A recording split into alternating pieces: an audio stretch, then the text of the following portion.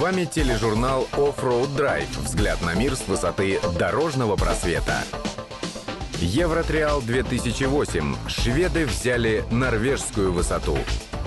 Озеро Балатон розового цвета. Венгрия становится меккой ралли-рейдов. На Евротриале русская команда обладатель 2 наград, в том числе самые красивые уши у нас.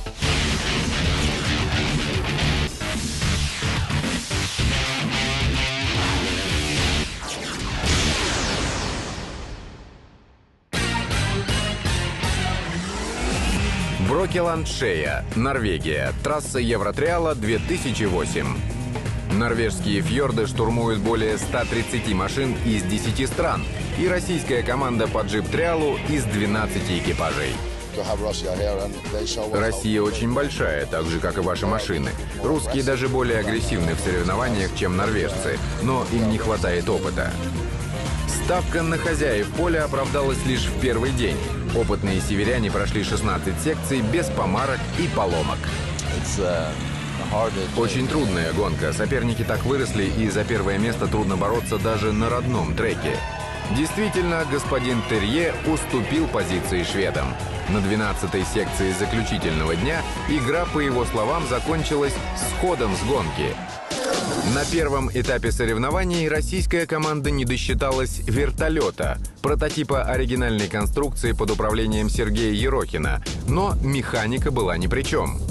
Я перед секцией завел машину, она стояла на горке, она покатилась и чудом увернулся, можно сказать.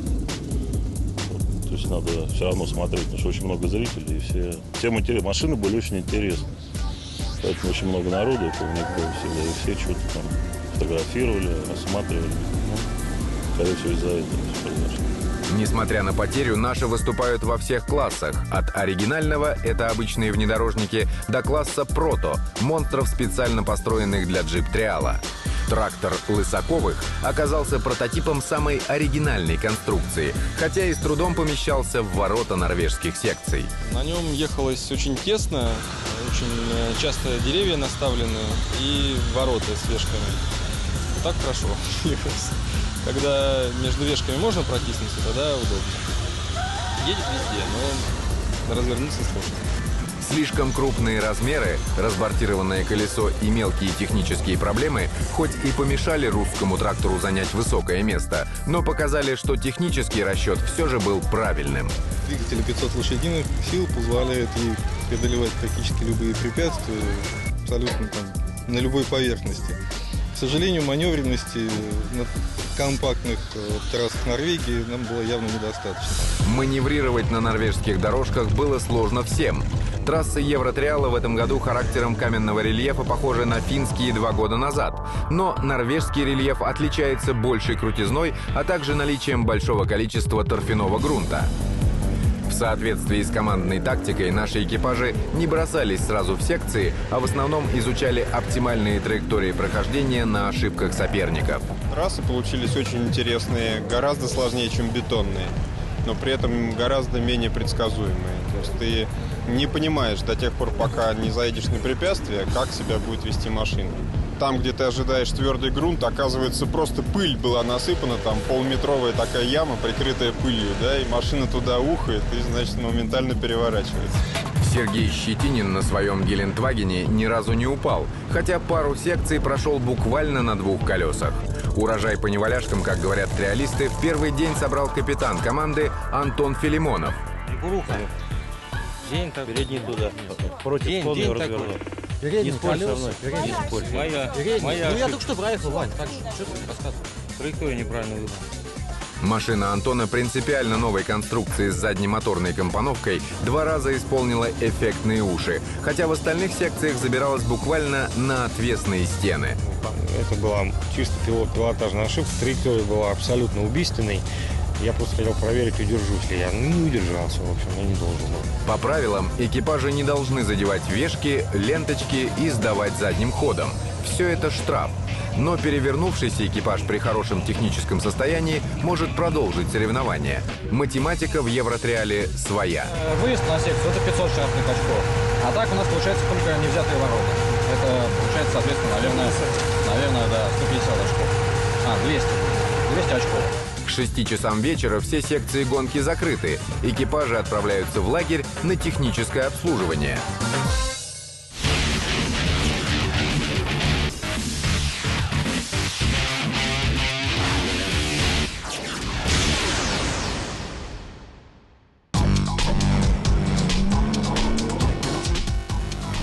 Четвертый этап международного кубка ФИА по Бахам пройдет с 21 по 24 августа в окрестностях озера Балатон, где финишировал первый этап Дакар-серии. Катарский пилот Нассер Аль-Атиях, призер испанской Бахи, имеет все шансы в Венгрии окончательно подтвердить свой титул чемпиона. Очевидно, что немецкая команда делает ставку досрочно выиграть кубок по Бахам. Борису Гадасину на автомобиле Nissan Overdrive, чтобы бороться за победу в кубке, необходимо финишировать минимум вторым и получить 11 очков. Команда BMW X-Rate заявила 3 экипажа на участие в четвертом этапе Кубка ФИА в Венгрии. Это текущий лидер Кубка Аль-Атиях, Чичери и российский экипаж Леонид Новицкий и Олег Тюпенкин. На испанской Бахе они были четвертыми в абсолютном зачете, а сейчас занимают 9-ю строчку в Кубке. Команда ведет работу над подготовкой автомобилей, в первую очередь Дакар, который у нас состоится в конце этого года, в начале следующего, по всей видимости, в Америке. Это основное направление нашей работы. Все мероприятия, все гонки, в которых мы принимаем и будем принимать участие, они носят тренировочный характер. После участия в венгерской Бахе российские пилоты примут участие в ПАКС-ралли, втором этапе Дакар-серии.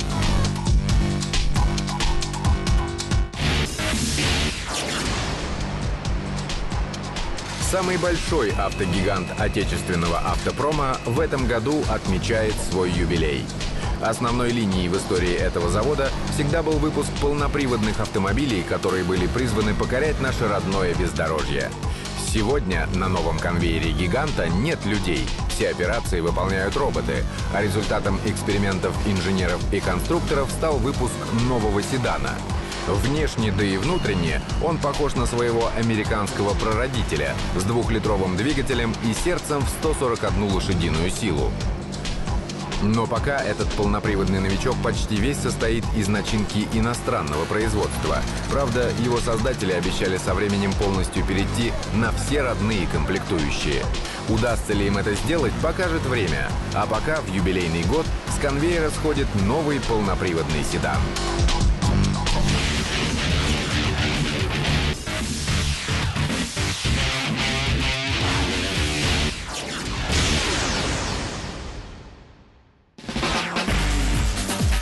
Евротриал 2008. Норвегия. День 2.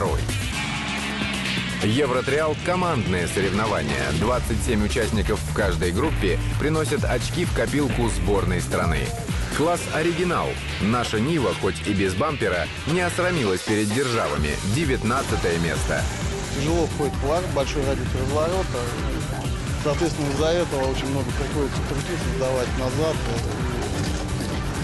Проигрываем много и во времени, и в баллах, и не везде даже можно где-то развернуться и сдать назад. Хотя на опрокидывание машина очень легкая. Стандартный класс. 33-ми стали Дмитрий Ситников и Денис Савинкин, проявив максимум выдержки и сохранив автомобиль. Олега Сухорукова хоть и стащили трактором с предпоследней секции, проверенный «Ладогой» автомобиль позиций не сдал и был 31-м среди одноклассников. Нива Андрея Егорова мужественно прошла почти все секции и дала осечку только на предпоследней, 35-я позиция. Практически всю гонку на переднем осколке прошел, пока его не сломался. Я ехал чисто так вот, очень аккуратно старался беречь машину. Ну, как впечатление? Отрывы колес, в принципе, в каждой секции. Подъемы, камни. Так интересно. Все было интересно. Сам по себе триал очень интересно. В Modified попал наш УАЗ «Тигра», при этом обскакавший не одни «Сузуки». Выступая на класс выше, Владимир Казак вошел в 20-ку. Очень сложные трассы для этой машины. Просто неподъемные. Но, тем не менее, я очень рад, что она просто не сломалась. Сложная трасса не испугала иранца Ивана Евдокимова, подготовленного для карьерного триала. Его «Сахра» уверенно прошла трассу более высокого класса, тоже с очками для команды. Ну, это полный набор, в общем. Препятствий каких только можно изобрести. Единственное, здесь, конечно, не хватает наших бетонных блоков, но я думаю, что если норвеги к нам поедет, они догадаются накидать еще. Класс «Прото» — вершина триальной таблицы. Экипаж Ларса Дахла из Швеции, вопреки ожиданиям, потеснил норвежских спортсменов с лидирующих позиций. Томми Олсен и Тори Хансен на сверхмощных прототипах собственного производства ассистировали коллеге на 2-м и 3-м месте. На бывшей машине Олсена в этом классе выступал наш Юрий Самодуров и вошел в 20-ку. И это несмотря на эффектное падение. Протозавр Алексея Луцкого кульбитов через голову не исполнял и завершил гонку на 24-м месте. В целом доволен. Вот последние 2 секции немножко подвели. А так в целом нормально. На 2 позиции ниже аллигатор Антона Филимонова. Нашей рептилии досталось в первый день, поэтому во второй она почти без букса брала норвежские фьорды. Так, все секции имели изюминку каждая. И приходилось напрягать. Я посмотрел, за мной ехал лидер Терье. Он там вообще не проехал. Он просто не забрался на ту гору, куда моя машина залезла без единого букса. Это порадовало. Евротриал 2008 в норвежской Брокеландшее стал самым сложным за всю историю Евротриала. Мнение всех участников. Наша команда сохранила и машины, и гонщиков. При этом приз за самые красивые уши единогласно достался Юрию Самодурову, а кубок за самый большой джип — Лысаковым, Дмитрию и Сергею. Так что к Евротриалу в Германии с технической точки зрения русская команда готова. Остальное — тренировка.